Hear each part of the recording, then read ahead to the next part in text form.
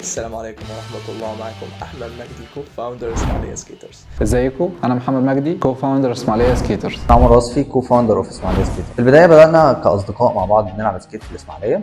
بعد كده كان هدفنا ان احنا ننشر الرياضه ونخليها بشكل امن. بدانا رياضات يوم الجمعه الصبح، بننزل دايما يوم الجمعه عشان ده اكتر وقت امان في الشارع. لو كنا بننزل ايفنتات الاسبوعيه مع بعض، بعد كده بدانا ان احنا نروح ايفنتات بره في محافظات مختلفه زي اسكندريه زي بورسعيد، وبدانا ان احنا نشارك في بطولات الرول بول. حاولنا ان احنا نتوسع في الاكاديميات ويبقى في تدريب بشكل دائم للناس اللي حابه تتعلم سكيت تشارك وتتاهل ان هي تدخل فريق رول بول وتشارك بعد كده في البطولات الرسميه. كمان احنا بنحضر ايفنتات بالتعاون مع المحافظه وبالتعاون مع جميع الجهات الرسميه، بحيث ان احنا بننظم مثلا ايفنتات زي المانجا، بنعمل عروض ترفيهيه وعروض تشويقيه جدا. وفي الاكاديميات مثلا دربنا اكثر من 5000 واحد، في عندنا اكثر من فرع في كذا مكان.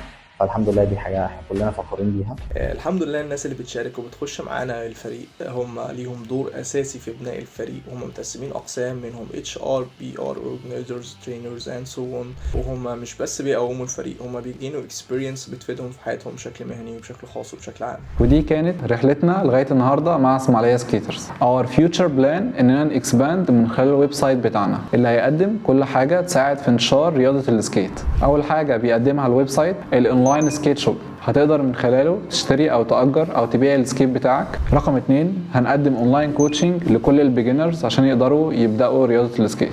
3 هنقدم اونلاين توتوريالز تعلمك الفرق ما بين كل سكيت والتاني عشان تقدر تختار السكيت المناسب ليك. واخر حاجه معانا انك تقدر تحجز التريننج سيشن بتاعتك وتختار اقرب فرع ليك من خلال الويب سايت بتاعنا.